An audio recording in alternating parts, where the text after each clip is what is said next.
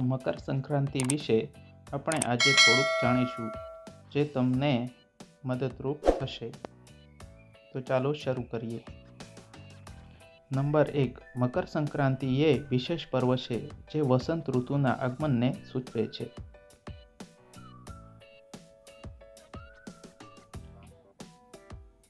Number 2. આ પર્વને ગુજરાતમાં ઉત્તરાયણ પણ કહેવામાં આવે છે.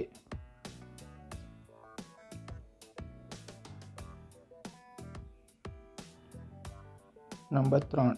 મકર સંક્રાંતિનો પર્વ સૂર્યના સ્થાનાંતરના દિવસને પણ કહે છે, એટલે કે ચાલે છે. ગુજરાતી લોકો આ પર્વને ઉત્સવપૂર્વક મનાવે છે.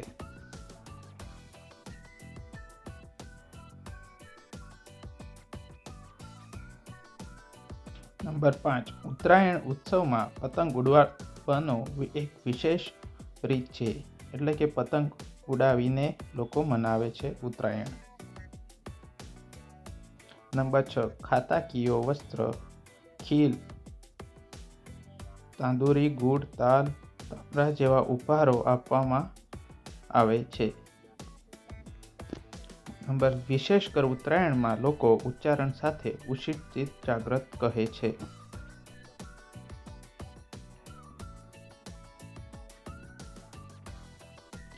ખેતરમાં પક્ષીઓ દ્વારા રચાયું વિશેષ ઉત્સવ પણ મનાવવામાં આવે છે.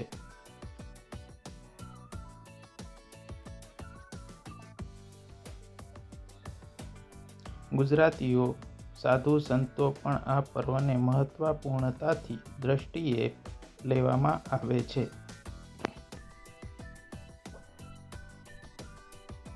આ દિવસે લોકો એકમય બનીને સાથે ખુશ હસથી ખેતરોમાં વિશેષ રીતે ઉત્સાહ દર્શાવે છે.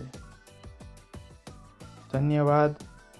નવા હો તો ચેનલને સબસ્ક્રાઈબ કરજો.